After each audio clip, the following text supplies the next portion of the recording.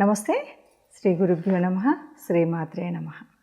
ఆదిత్యాయ చ సోమాయ మంగళాయ బుధాయ గురు శుక్ర శనిభ్యే రాహువే కేతవే నమః.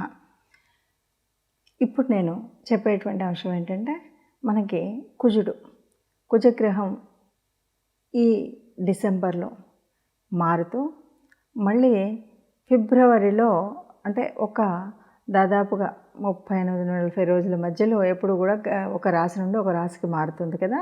అలాగా మరి వృశ్చిక రాశి నుండి ధనుసు రాశిలోకి వెళ్ళి ధనుసు రాశిలో ఈ కాలం అంతా ఉన్నప్పుడు మిగతా రాశుల వారికి ఏదైనా ఫలితం ఎలా ఉంటుంది అన్నది మనం చెప్పుకుందాం. దాంట్లో భాగంగా చూస్తే కనుక కుజుడు అంటే మీకు తెలుసు, భూమిపుత్రుడు కుజుడు. మంగళుడు, ఈయన వర్ణం చూస్తే ఎరుపు. ఇక్కడ కుజుడికి సంబంధించినంత వరకు మనకేముంటుంది అంటే ఒక కోపానికి ప్రతీక, ఒక సైన్యాధిపతి మనం చెప్పేటువంటిది రక్షణకి.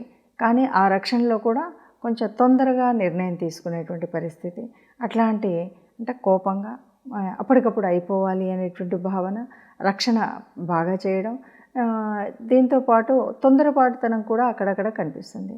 ఇలా కుజుడి యొక్క లక్షణాలు ఇలా ఉన్నప్పుడు ఆ కుజుడు ఒక రాశిలో ఉంటే మిగతా రాశుల మీద ఎలాంటి ప్రభావం ఎప్పుడు ఎలా ఉంటుందంటే, ఒక్కొక్క భావం మారుతూ ఉన్నప్పుడు మనకి భావ లక్షణాలు తెలుసు కనుక మనకు ఆ భావాన్ని బట్టి మనకు తెలుస్తూ ఉంటుంది. కాబట్టి కుజ గ్రహం ఉన్నటువంటి ఈ ధనుసు రాశిలోకి మారుతూ ఉన్నటువంటి సమయంలో ధనుసు రాశిలో ఉన్నంతకాలం మిగతా రాశుల మీద కుజుడి యొక్క ప్రభావం ఎలా ఉంటుంది అన్న విషయాన్ని చూద్దాం. తదుపరి తులారాశి వారికి మరి కుజుడి సంచారం వల్ల ఎలా ఉంది అంటే, ధనుసు రాశిలో కనుక కుజుడు ఉంటే తులారాశి వారికి 3వ స్థానంలో ఉన్నట్టు. 3వ స్థానము అంటే ఇది కమ్యూనికేషన్కి సంబంధించినటువంటి స్థానం. అంతేకాదు ఇది సోదర సంబంధమైనటువంటి భావన. అంటే కుజుడు ఏంటి, తొందరపాటుతనం, గబగబా మాట్లాడడం, ఏదొస్తే అది మాట్లాడడం, ఇలాంటివి చేస్తూ ఉంటాడు.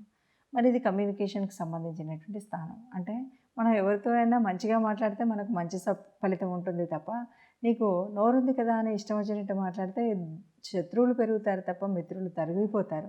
కాబట్టి ఈ కమ్యూనికేషన్ అంటే మనం ఏ పని చేయాలన్నా, ఏది నెరవేర్చుకోవాలన్నా, ఏ పని సాఫల్యం పొందాలన్నా, సరిగ్గా ఆ పని సఫలీకృతం కావాలన్నా మనం మాట్లాడేటువంటి మాటను బట్టి ఉంటుంది. కాబట్టి ఇక్కడ మీరు చేయాల్సినటువంటిది ఏంటంటే, ఏ పని సాధించాలన్నా సరిగ్గా మాట్లాడడం అనేటువంటి విషయాన్ని కనుక మర్చిపోయినట్టయితే అన్ని విషయాల్లో కూడా సవ్యంగా ఉంటుంది అని చెప్పచ్చు. ఇక అలాగే మీకున్నటువంటి సోదరులు, మీకంటే చిన్నవాళ్ళు ఎవరైతే ఉన్నారో వారితో మాట్లాడేటప్పుడు జాగ్రత్తగా ఉన్నట్టయితే వారితో విరోధం కలిగేటువంటి అవకాశం ఉండదు. లేదంటే 3వ భావం మనకంటే చిన్నవారైనటువంటి సోదర భావం. కాబట్టి ఈ సోదర భావంలో కుజుడు ఉండడం వల్ల, కుజుడు ఉన్నాడు అంటేనే దుడుకుతనము, కొంత కోపిష్టితనము, తొందరగా మాట్లాడేటువంటి భావన ఉంటుంది. కాబట్టి జాగ్రత్తగా మాట్లాడితే మంచి జరుగుతుంది. ఏది ఏమన్నా సరే కొంత సోదర భావానికి మన కమ్యూనికేషన్కి సంబంధించింది కాబట్టి మనం ఎంత జాగ్రత్తగా ఉండాలన్నా, ఏం చేయాలన్నా గ్రహస్థితి అలా ఉంది కాబట్టి తప్పనిసరిగా మనకు ఆ కోపం రావడమో, గబుక్కున మాట్లాడడమో జరుగుతుంది. కాబట్టి మనం గ్రహ ప్రసన్నం చేసుకోవడం అన్న విషయాన్ని మర్చిపోకుండా ప్రతి మంగళవారం కూడా తప్పనిసరిగా కుజ సంబంధమైనటువంటి స్తోత్రాన్ని చదువుకోవడం, దానితో పాటు వీలైతే సుబ్రహ్మణ్య స్వామి దగ్గరికి వెళ్ళడం అనేటువంటి చేసినట్టయితే ఈ ఇబ్బంది లేకుండా ఉంటుంది. ఇప్పుడు మనం విన్నదాన్ని బట్టి ఈ రాశులకు కుజుడి యొక్క ప్రభావం ఇలా ఉంటుంది అని తెలుసు. కాబట్టి తప్పకుండా మనం చేయవలసినటువంటి కొన్ని పరిహారాలు చేసుకున్నట్టయితే ఈ కుజుడు ధనుసు రాశిలో ఉన్నంతకాలం మనం హాయిగా ఉండొచ్చు అని చెప్పడానికి కొన్ని, ముఖ్యంగా నవగ్రహ మండపానికి వెళ్ళినప్పుడు కుజుడికి సంబంధించినటువంటి కుజుడి దగ్గర దీపం వెలిగించడం, అలాగే కుజుడికి సంబంధించినటువంటి స్తోత్రాన్ని చదువుకోవడం, ఈ రెండు చేయడంతో పాటు తప్పనిసరిగా ఇది కూడా వీలైనంత వరకు మంగళవారాలు చేయడం మంచిది. మంగళవారం కుజుడికి సంబంధించినటువంటి రోజు. మనం ఆ రోజు వీలైతే ఎర్రటి వస్త్రాలు ధరించడం, అలాగే కుజుడిని పూజించేటప్పుడు ఎర్రటి పుష్పాలతో పూజించడం. ఇక బయటకు వచ్చిన తర్వాత మనం ఎవరికి ఏది దానం చేయాలన్నా ఎర్రని వస్తువులు, ముఖ్యంగా కందిపప్పు దానం చేయడం అన్నది ముందు నుండి మనం చూస్తున్నటువంటిది. అంతేకాకుండా ఎర్రని ఫలాలు, ఎవరికైనా పళ్ళు అంటే పప్పు దానం చేయట్లేదు, పళ్ళు దానం చేస్తున్నామంటే ఒక ఎర్రపు రంగు ఉన్నటువంటి పళ్ళని మనం దానం చేయడం. ఎవరికైనా వస్త్రం పెట్టాల్సి వస్తుంది, ఇంటికి వచ్చిన వాళ్ళకి ఒక బ్లౌజ్ పీస్ పెడుతున్నాం అనుకోండి, అది కూడా ఎర్రటి వస్త్రం. లేదా ఎవరికైనా దానమే చేస్తున్నాం అనుకోండి, ఎరుపు రంగుకు సంబంధించినటువంటి వస్త్రాలని పెట్టడం.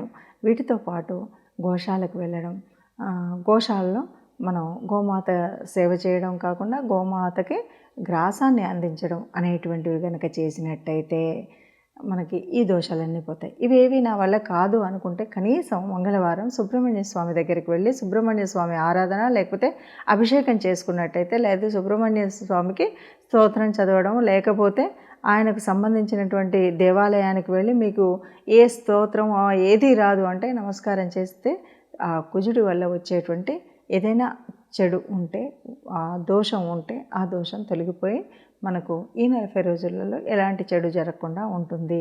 ఇది గుర్తుపెట్టుకొని తప్పకుండా మనకి గ్రహాలేవి కూడా మన మీద కోపం పెంచుకోవు.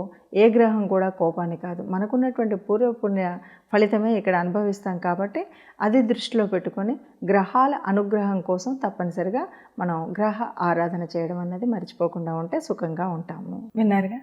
మరి ఇప్పుడు ఇలాంటి గ్రహస్థితి ఉన్నప్పుడు, గోచార పరిస్థితుల్లో ఇలా ఉన్నప్పుడు, మన జన్మజాతకంలో ఎలా ఉన్నప్పటికీ ఈ పైన కనిపిస్తున్నటువంటి ఇప్పుడు తిరుగుతున్నటువంటి గ్రహాల స్థితిగతిని బట్టి, గ్రహాల దృష్టిని బట్టి, గ్రహాల కలయికని బట్టి ఈ 15 రోజుల వరకు ఎవరికి ఎలా ఉంటుందో చూసాం.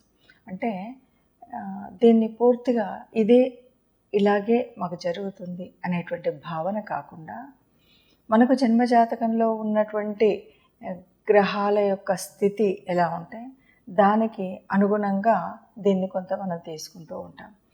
మనకు నిజంగా మన జాతకంలో ఉన్నటువంటి కలిసి వచ్చే యోగించే గ్రహాలు ఏవి ఉన్నాయి ఏంటి అన్నది కూడా కొంత పనిచేస్తుంది. కాబట్టి పూర్తిగా అయితే కాదు, కానీ కొంతవరకు ఈ గ్రహస్థితి ఇలా ఉన్నప్పుడు మనకి ఇలాంటి ఫలితాలు వస్తాయి అన్నది మాత్రం తెలుస్తుంది. ఏది ఏమన్నా గ్రహాలు ఇలా ఉన్నాయి కాబట్టి మనకు అంటే రాశిలో కానీ ద్వితీయంలో కానీ ఇంకెక్కడైనా సరే మనకు ఉన్నటువంటి భావాల్లో ఎక్కడెక్కడ ఉన్నప్పుడు ఏమేమి పరిహారాలు తీసుకుంటే బాగుంటుంది అని మనం తెలుసుకున్నప్పుడు కొద్దిగా ఆ పరిహారాల మూలంగా ఏదైనా మనకి కష్టం కొద్దిగా అంటే ప్రయాణ ఇబ్బందులు కానీ కొంచెంగా ఎక్కడైనా ఏదైనా అనిపించినా ఈ పరిహారాలతో మనకి ఆ చెడు ప్రభావం అనేది ఉండకుండా ఉంటుంది. అందువల్ల మనం అందరూ కూడా సుఖంగా ఉండాలని భావించేటువంటి భావనే అయినప్పటికీ గ్రహశాంతి అనేటువంటిది, ఎందుకంటే మనం గ్రహాల యొక్క అనుగ్రహం మన మీద ఉండాలి, దేవతల యొక్క అనుగ్రహం ఉండాలి. కాబట్టి తప్పనిసరిగా ఎవరైనా ఏదైనా తమ యొక్క ఇష్టదైవాన్ని ఇంటిలో వెలుపును నిత్యం ప్రార్థించినట్టయితే ఈ ఇబ్బందులు ఏవి ఉండవు. అందరం సుఖంగా ఉండాలి, అందరూ ఉండాలి, అందులో మనం ఉండాలని భావిస్తూ సర్వే జనా సుఖినో భవంతు.